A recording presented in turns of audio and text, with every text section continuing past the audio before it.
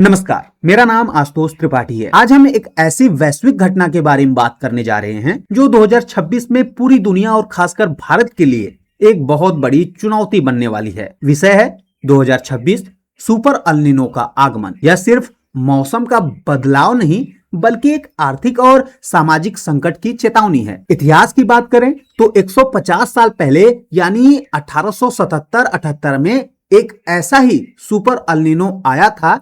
उस वक्त दुनिया की लगभग 3% आबादी यानी करीब 4 करोड़ लोग इसके कारण आए अकाल और बीमारियों से मारे गए थे। भारत में इसे महान अकाल के रूप में याद किया जाता है। आज हम इसकी चर्चा इसलिए कर रहे हैं क्योंकि 2026 के हालात भी कुछ वैसे ही नजर आ रहे हैं। आखिर हम इसे सुपर अल नीनो कह क्यों रहे हैं? देखिए, ये जो सुपर अल नीनो है इसमें 3 मुख्य शब्द हैं जिसकी वजह से हम सुपर अल नीनो कह रहे हैं। कौन कौन सा? उच्च बेसलाइन, मरीन हीट वेव, कमजोर व्यापारिक पौने। ये जो तीनों हैं इनसे मिलकर ही सुपर अल नीनो का उत्पत्ति हो रहा है। समझिए, उच्च बेसलाइन का मतलब जो पूर्व औद्योगिक समय था उस समय हमारा जो महासागर था सामान्य स्थिति में, लेकिन औद्योगिकीकरण जब हुआ तो उस समय हमारे महासागर की गर्मी जो है वो 1 डिग्री सेल्सियस बढ़ गई। वही हम समझे कि मरीन हीट वेव क्या है? तो प्रशांत महासागर में जो असामान्य लहरें हैं, गर्म लहरें हैं, उनको हम मरीन हीट वेव के रूप में हम देख। ये समझ लीजिए कि प्रशांत महासागर की असामान्य गर्मी जो है उसमें मरीन हीट वेव आग में घी डालने वाली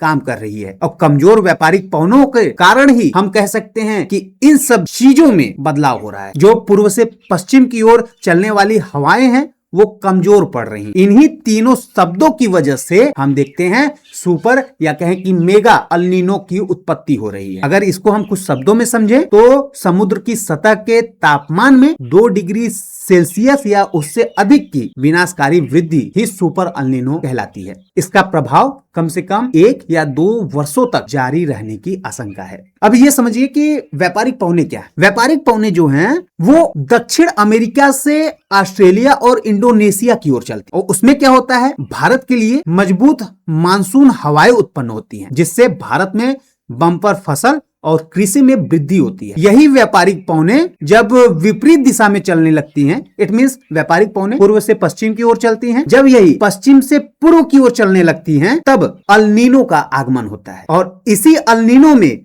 अगर 2 डिग्री सेल्सियस तापमान की वृद्धि हो जाती है तो वही सुपर अल नीनो कहलाता है। अब समझने का प्रयास करते हैं हम कि यह जो है घटना एक क्षेत्रीय घटना नहीं है बल्कि वैश्विक जलवायु ड्राइवर के रूप में है। कैसे? प्रशांत महासागर में बदलाव पूरी पृथ्वी के मौसम तंत्र को पुनर्गठित करने वाली है। देखिए, समझिए, इससे जो है अब क्या होगा, गंभीर सूखा पड़ेगा, सर्दियां कहीं ज्यादा होंगी, कहीं आग लगेंगी, विनाशकारी बाढ़ आएगी। जैसे कि हम समझ सकते हैं भारत में जो है गंभीर सूखा होने वाला है। वैश्विक रिकॉर्ड की बात करें तो 2026 इतिहास के सभी ग्लोबल वार्मिंग रिकॉर्ड को तोड़ सकता है जिससे औसत वैश्विक तापमान अपने चरम पर पहुंच जाएगा और शक्तिशाली चक्रवातों की संख्या बढ़ जाएगी। भारत पर सीधा प्रभाव की अगर बात करें तो मानसून की विफलता हमें देखने को मिलेगा, भीषण हीट वेव देखने को मिलेगा और उसके साथ ही चरम मौसम और चक्रवात देखने को मिलेगा। समझिए मानसून की विफलता कैसे? तो भारत का एक बड़ा कृषि क्षेत्र पूरी तरह से मानसून पर निर्भर करता है। एल नीनो के कारण पर्याप्त बारिश नहीं होगी, जल स्तर गिरने से